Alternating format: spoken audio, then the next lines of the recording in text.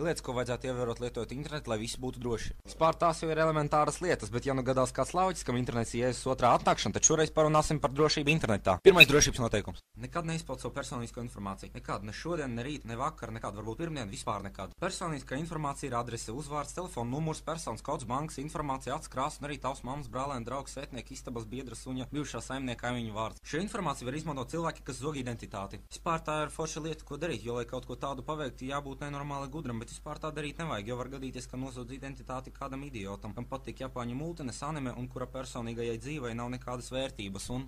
Es aizmirsu, ko es ar to gribēju teikt. Otrais drošības noteikums. Nevajag ticēt nevienam. Internets pārsvarā ir piepildīts ar uzmanību meklējušiem neattīstītām dzīves formām, kas bieži izliekas par citiem, lai tikai izliktos krūtāki. Bet kā mēs visi jau zinām, viņi ir nekas un nekad nekas arī nebūs, jo sēžot visu dienu pie interneta neko nevar sasniegt. Ja nu vienīgi pāragru radikulītu un garīgu atpalicību. Bieži vien pieauguši slimi cilvēki izliekas par maziem bērniem, lai iepazītos ar citiem bērniem, un tas nav tāpēc, ka bērnībā viņiem trūka rotaļu biedru. Ceturtais.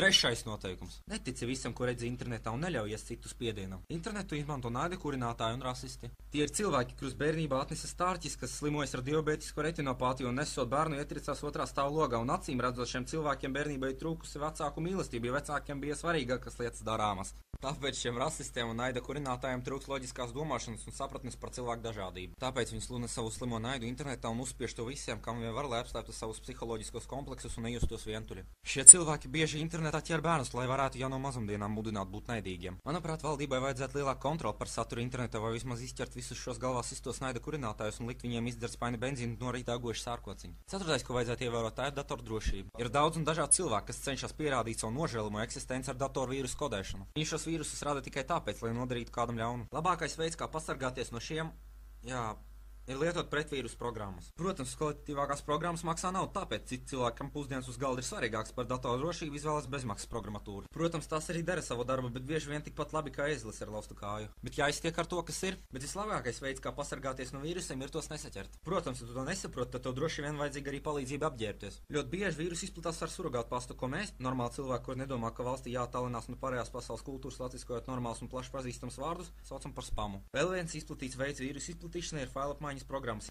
Vienāda ranga tīkli. Bieži vien vīrusi tiek maskēti par populāriem failiem, vienkārši nomainot to nosaukums. Un šīs apmaiņas programmas nav ieteicams lietot, jo pusi no datiem tur ir ar autortiesībām. Piektais, kas it kā būtu jāzina lietojot internetu, ir kiberterorisms. Ķipa, cik es saprotu, tā ir iebiedēšana un draudu izteikšana internetā. Vienīgais, ko tu vari darīt, lai tevi tas neskartu, ir vispār nelietot internetu. Sacirst datoru gabalos, ielikt kastē, caurdurt kastē ar koka mietu, izšaut sudraba lodes, apliet ar sveitītu ūdeni un aizdedzināt. Pārpalikumus aprakt sveitītā zemē un uzbūvēt lielu akmens apli kā brīdinājumu visiem, kas uzdrīkstas tuvoties. Tad gan loģiskāk būtu vienkārši uzmanīties, kāds labs to apmeklē un ar ko saraksties un kādu informāciju izpauda. Skaitlis, kas nāk pēc 5 noteikums. Uzmanieties no datu ļaunprātīgiem izmantotājiem. Godīgi sakot, vienīgais, ko var iedomāties, ka ļaunprātīgi izmantot datus, ir paņemt cieto disku un sist kādam ar to. Vai izsist logu, vai zobus. Vai arī izmantot zaktos datus naudas pelnīšanai, ignorējot autortiesības, kas savā ziņā arī ir ļaunprātīga datu izmantošana. Tāpēc datorā vajag ugunsmūri, lai ziemā būtu silti un lai urķi netiek tavā datorā pie taviem failiem. Ja nezini, kas ir urķis, iedomājies, kas ir urķēt degunu.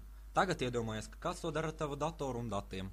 Bet par latviskotiem vārdiem parunāsim citreiz. 7. lieta, no kā jāuzmanās internetā, ir krāpnieki. Gandrīz katra stūra tu redzēsi reklāmas ar "Tu esi laimējis, tu esi šīs lapas 999 apmeklētājs". Godīgi sakot, viņi daudz nemelo, bet vienīgais, ko tu esi laimījis, ir kredītkartes bloķēšana, naudas zudums no tā konta un kauns par to, ka bija tik stulbs visu mūžu. Šis reklāmas ir tikai reklāmas triki, lai piesaistītu apmeklētājs lapām, kas visbiežāk krāpjas un tam līdzīgi. Īsumā visu apkopjot, nezināmām personām neatklāj informāciju par sevi, neusticies cilvēkiem internetā, kuros nepazīsti, neļaujies rasistu un naida kurinātāju spiedienam un paliec pie savu viedokļa. Sūti savu vai savu vecāku kredītkaršu informāciju uz manu e-pastu, lieto pretvīrus programmas un nevar vaļā e-pastu pielikums no nepazīstamiem cilvēkiem. Lieto ugunsmūri un nelieto latviskotos interneta un datorterminus un visbeidzot netici visām reklāmām, kas sola tev padarīt par nākamo Dalailāmu.